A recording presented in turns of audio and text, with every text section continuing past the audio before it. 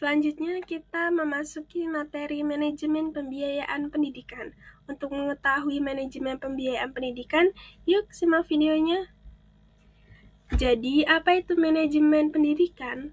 Manajemen pendidikan menurut para pakar ahli pendidikan, manajemen keuangan pendidikan dapat diartikan sebagai keseluruhan proses pemerolehan dan penyalahgunaan uang secara tertib, efektif, efisien, dan dapat dipertanggungjawabkan dalam rangka memperlancar pencapaian tujuan pendidikan.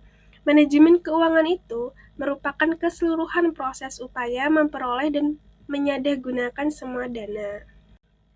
Kemudian, di dalam manajemen pembiayaan atau keuangan, ada fungsi manajemen keuangan, kemudian diintegrasikan dalam fungsi manajemen keuangan sekolah, yaitu perencanaan keuangan, penganggaran keuangan, pengelolaan keuangan, dan kegiatan ekstrakurikuler.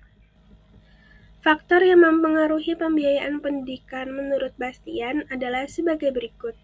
Yang pertama ada kenaikan harga atau rising prices. Yang kedua ada perubahan relatif dalam gaji pengajar atau teacher salaries. Yang ketiga ada perubahan dalam populasi dan kenaikannya presentasi peserta didik di sekolah negeri. Kemudian ada meningkatnya standar pendidikan, meningkatnya usia anak yang meninggalkan sekolah, dan meningkatnya tuntutan terhadap pendidikan yang lebih tinggi. Kemudian ada sumber keuangan sekolah. Yang pertama berasal dari orang tua.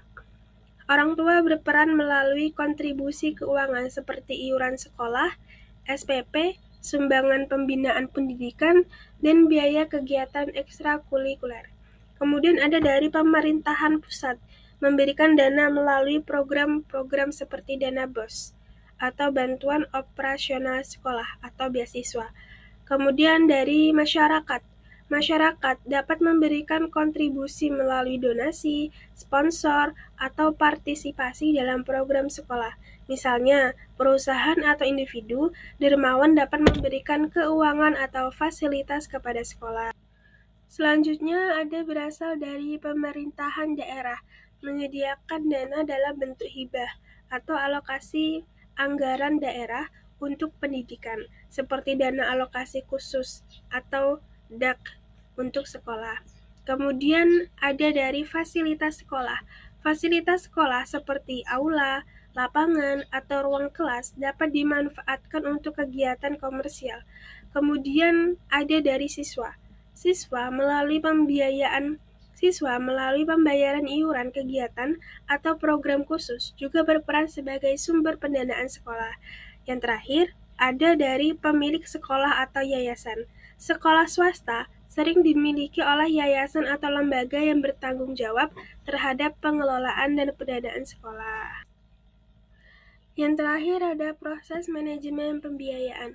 Proses manajemen pembiayaan ada 3. Yang pertama, perencanaan.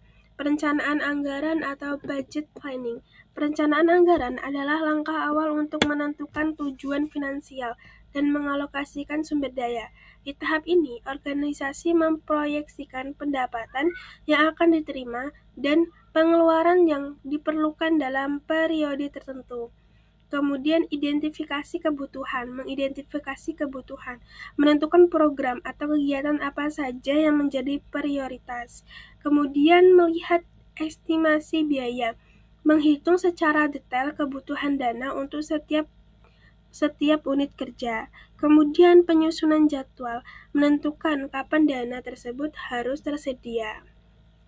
Kemudian yang kedua, setelah rencana disetujui, tahap selanjutnya adalah pelaksanaan atau realisasi. Aspek ini fokus pada penggunaan dana sesuai dengan pos yang telah ditetapkan dalam dokumen anggaran. Otoritas pengeluaran memastikan setiap dana yang keluar memiliki persetujuan yang sah. Kemudian pencatatan transaksi. Setiap rupiah yang masuk atau keluar harus dicatat secara akurat dalam sistem akuntansi. Kemudian ada fleksibilitas terukur. Melakukan penyesuaian jika terjadi perubahan kondisi di lapangan tanpa melenceng dari tujuan utama. Yang terakhir ada aspek ketiga yang sering menjadi pelengkap tak terpisahkan dari dua proses di atas, adalah pengawasan. Tanpa evaluasi, kita tidak akan tahu apakah anggaran digunakan secara efektif atau terjadi pemborosan. Kemudian ada aspek audit internal, memeriksa kesesuaian antara realisasi belanja dengan perencanaan awal. Kemudian ada analisis variance, mencari tahu penyebab jika terjadi selisih, over budget atau under budget. Kemudian ada pelaporan, menyusun laporan pertanggungjawaban sebagai bahan pertimbangan untuk siklus perencanaan anggaran periode berikutnya. Setelah menyimak penjelasan tentang manajemen pembiayaan pendidikan, yuk kerjain evaluasinya. Semoga hasilnya memuaskan ya.